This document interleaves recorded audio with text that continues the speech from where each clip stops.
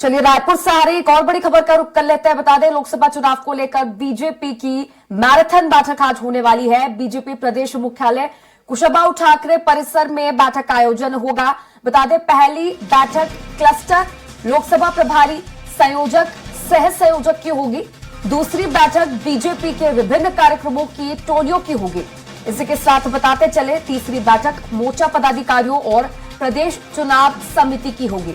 तो ये बड़ी खबर आप तक पहुंचा रहे हैं रायपुर से। अब जहां रायपुर में बीजेपी की मैराथन बैठकों का दौर शुरू हो चुका है, आगामी लोकसभा चुनाव के मद्देनजर ये बैठकें लगातार जारी है। लोकसभा चुनाव को लेकर रणनीतियां बनाई जाएगी।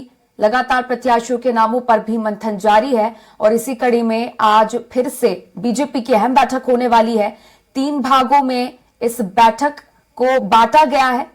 तीनों बैठकों में अलग अलग बीजेपी के पदाधिकारी और मोर्चा पदाधिकारी शामिल होंगे। तो बता दें कि प्रदेश मुख्यालय कुशाभाऊ ठाकरे परिसर में इस बैठक का आयोजन होगा और सह प्रभारी नितिन नवीन इस बैठक में शामिल होंगे। अब इसी खबर पर अधिक चर्चा करने के लिए सहयोगी हेमंत मेरे साथ लगातार लाइव जुड़े हुए हैं। हेमंत, अब बीजेपी में मैराथन बैठकों का दौर शुरू हो चुका है, तो निश्चित तौर पर अब कह सकते हैं कि 11 की 11 लोकसभा सीटों पर कमल खिलाने के लक्ष्य में बीजेपी पूरी तरह से जुटती नजर आ रही है।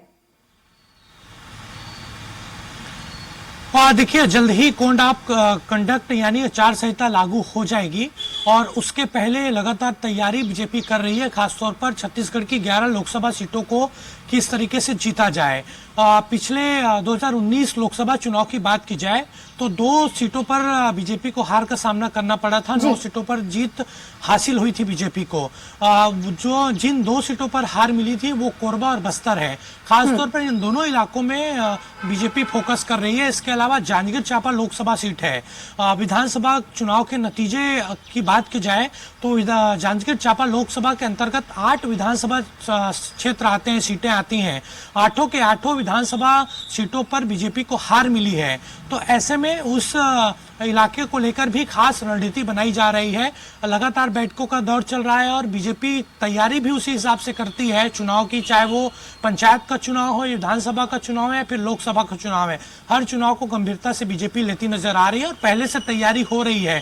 क्लस्टरों की नियुक्ति हो गई थी, प्रभारियों की नियुक्ति हुई थी, लगातार वो अपने क्षेत्र में काम कर रहे थे और आज मैराथन बैठकें बीजेपी में होगी। प्रदेश कार्यालय कुशाभाऊ ठाकरे में ये बैठक आयोजित होगी। प्रदेश प्रभारी नितिन नवीन रायपुर सुबह पहुंचेंगे और उसके बाद लगातार बैठकों का दौर चलेगा। पहली बैठक क्लस्टर लोकसभा प्रभारी संयोजक और सह संयोजक की होगी। जो टास्क दिया गया था, जो कार्ययोजना दी गई थी, सौंपी गई थी, उसकी समीक्षा की जाएगी। इसके साथ साथ कैंडिडेट को लेकर भी यहाँ पर प्रारंभिक तौर पर चर्चा होगी। दूसरी जो बैठक होगी बीजेपी के, वो विभिन्न कार्यक्रमों की टोलियों की होगी।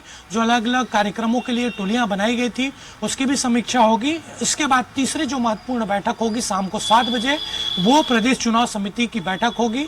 इसमें मुख्यमंत्री से लेकर तमाम जो बड़े नेता हैं वो इसमें शामिल होंगे और प्रदेश चुनाव समिति की बैठक में ही निश्चित तौर पर जो कैंडिडेट हैं उनको लेकर रायशुमारी हो सकती है।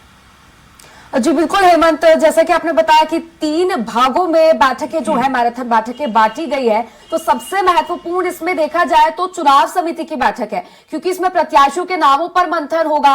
क्योंकि बीजेपी शुरुआत से ही बेहद गंभीर रही है प्रत्याशियों के नामों को लेकर, तो निश्चित तौर पर कहा जा सकता है कि लोकसभा चुनाव के मद्देनजर उस लिहाज से ये बैठक तीनों में से सबसे महत्वपूर्ण है। देखिए, निश्चित तौर पर कुछ दिन पहले दिल्ली में बैठक हुई थी जिसमें मुख्यमंत्री, दोनों डिप्टी सीएम, छत्तीसगढ़ के प्रभारी उमा माथुर, सह प्रभारी नितिन नवीन शामिल हुए थे। अमित शाह और राष्ट्रीय अध्यक्ष जेपी नड्डा ने बैठक ली थी। उस बैठक में शुरुआती तौर पर चर्चा हुई थी। तो उस बैठक में जो चर्चा हुई है, आज प्रदेश चुनाव समिति के बैठक में उस चर्चा को लेकर यहाँ पर रायशुमारी होगी। और निश्चित तौर पर क्योंकि ज़्यादा वक्त नहीं है यहाँ पर चुनाव को, और बीजेपी कोशिश कर रही है कि आचार संहिता लागू होने से पहले ही पहली सूची छत्तीसगढ़ के लिहाज से जारी कर दी जाए। जो संकेत मिल रहे हैं उसके मुताबिक सभी नए चेहरे हो सकते हैं छत्तीसगढ़ की 11 लोकसभा सीटों पर, क्योंकि 2019 के लोकसभा चुनाव में ये देखने को मिला था कि सभी चेहरों को बदल दिया गया था, नए चेहरे सामने आए थे। तो इस बार भी 1 या 2 सीटों को छोड़कर सभी नए चेहरे देने की कोशिश बीजेपी करेगी, ताकि एक बेहतर माहौल बीजेपी के पक्ष में बन सके। चलिए ठीक है हेमंत, शुक्रिया आपका जुड़ने के लिए और ये तमाम जानकारी साझा करने के लिए।